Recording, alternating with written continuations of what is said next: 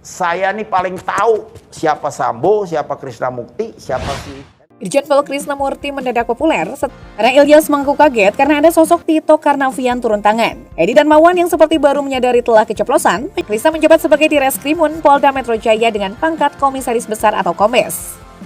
Kuasa hukum Jessica Wongso Otto Hasibuan menyebut, awal petaka bagi Jessica Wongso hingga dituding sebagai pelaku penghilangan nyawa Mirna Solihin berawal dari apa yang dilakukan Irjen Krisnamurti. Kombes Krisnamurti kala itu mengatakan kepada ayah Mirna Edi Solihin bahwa Mirna diracun. Pernyataan semacam provokasi itu disesalkan oleh mertua artis Jessica Mila itu karena jenazah Mirna saat itu belum diotopsi. Karena pernyataan itulah, kata Otto, yaitu Sambo menjabat sebagai Wadireskrimun Polda Metro Jaya dengan pangkat AKBP. Saat itu ia adalah bawahan Krisnamurti. Dalam kasus kopi sianida, Ferdy Sambo bersama timnya melakukan penyelidikan.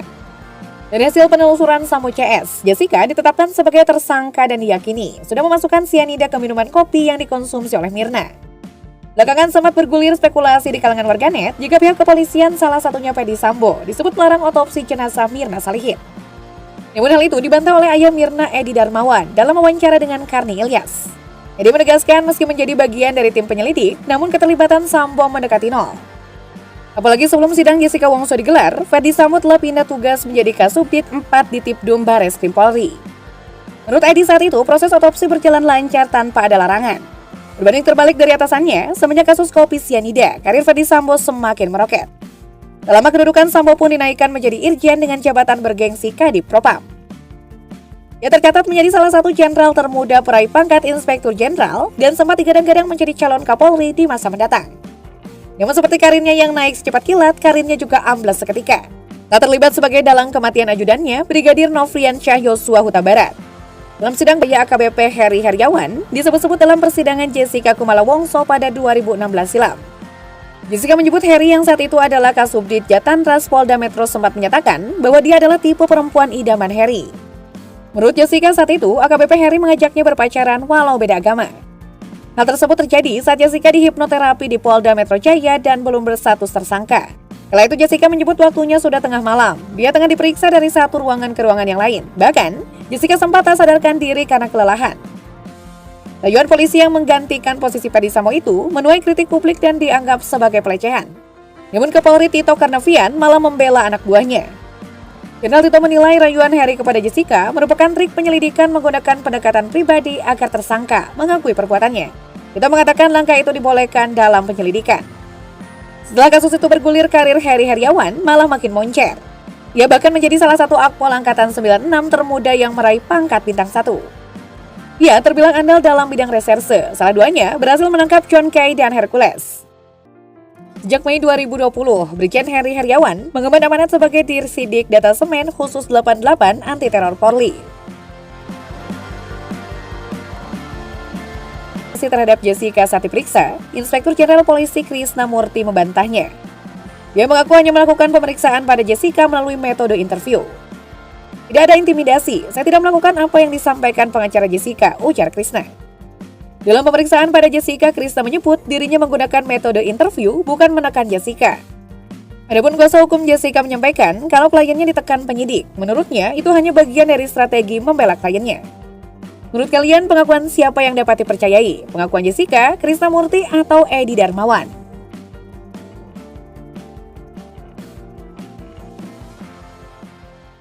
Irjen Krisnamurti belakangan mulai ramai diperbincangan setelah kasus kopi sianida kembali mencuat ke permukaan. Itu lantaran munculnya film dokumenter berjudul Ice Cold, Murder, Coffee, and Jessica Wongso di Netflix. Ia disebut-sebut menjadi biang kerok dipenjarakannya Jessica Wongso, sebab ia yang awalnya menjadikan tersangka Jessica Wongso. Pun pada beberapa kesempatan, Jessica Wongso menyebutkan Krisnamurti memintanya mengaku. Ia pun memberikan jawaban terkait hal tersebut, namun melalui akun media sosial miliknya. Irjen Krisnamurti akhirnya menjawab tudingan pengacara Otto Hasibuan yang menyebut dirinya sebagai biang kerok kasus kopi sianida Jessica Wongso. Jawaban Krisnamurti itu diantaranya terkait proses autopsi Mirna Solihin yang menurut Otto Hasibuan tidak pernah dilakukan. Krisna pun menekankan bahwa telah dilakukan autopsi pada tubuh Mirna.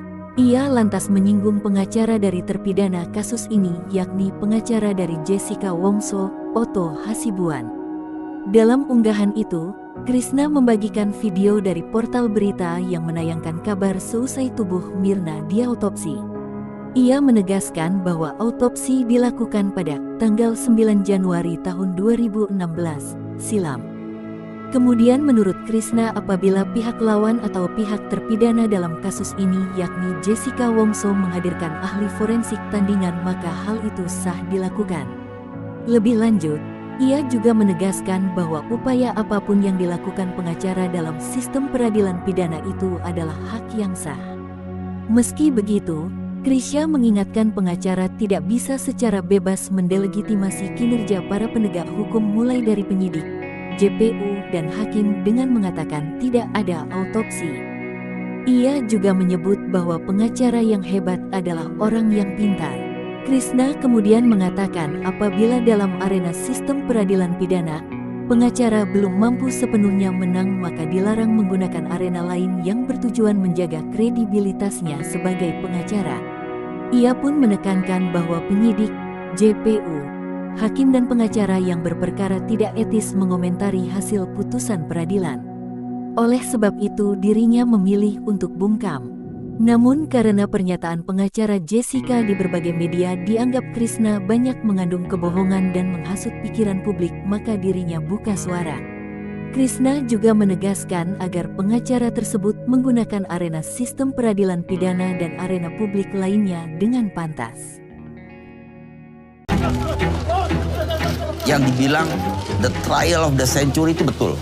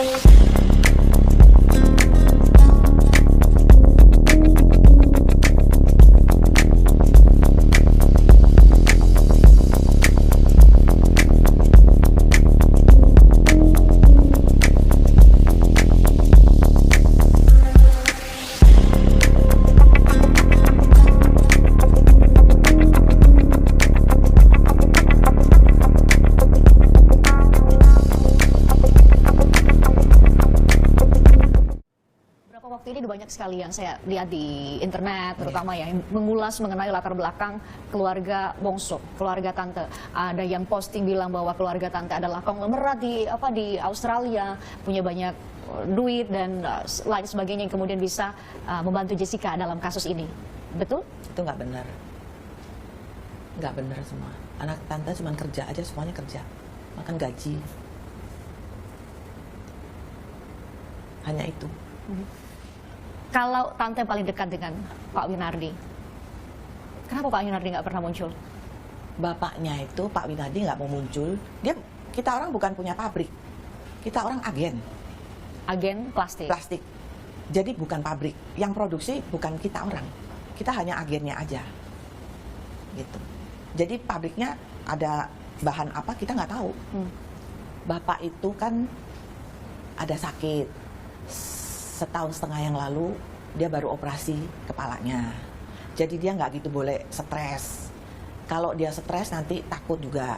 Kakak-kakaknya juga udah pesen.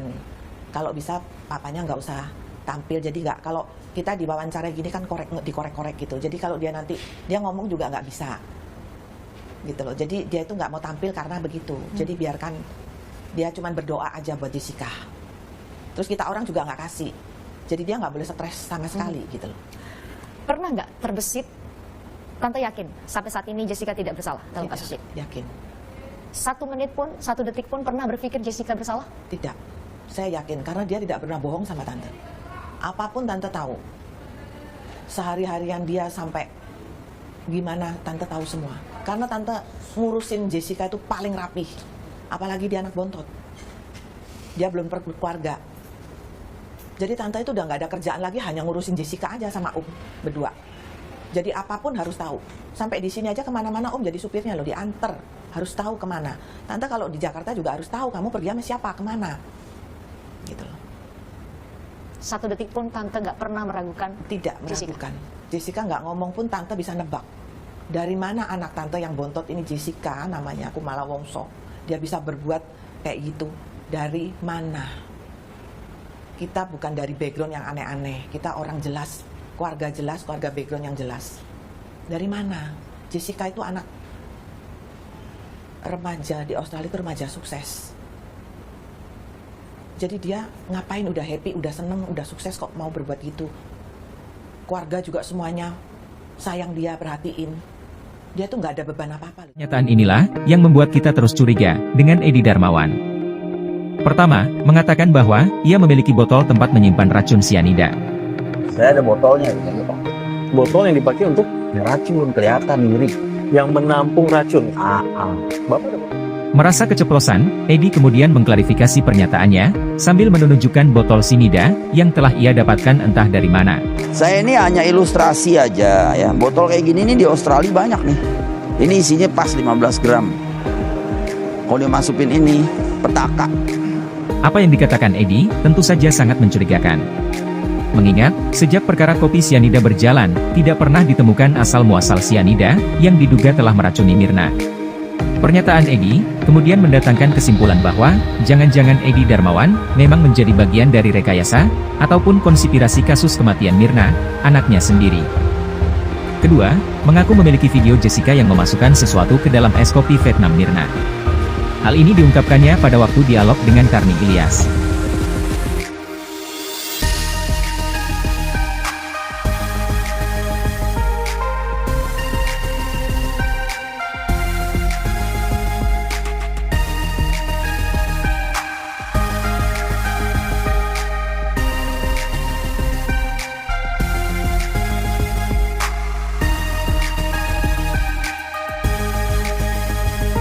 Rekaman CCTV yang dimiliki Edi Darmawan tentu sangat mencurigakan.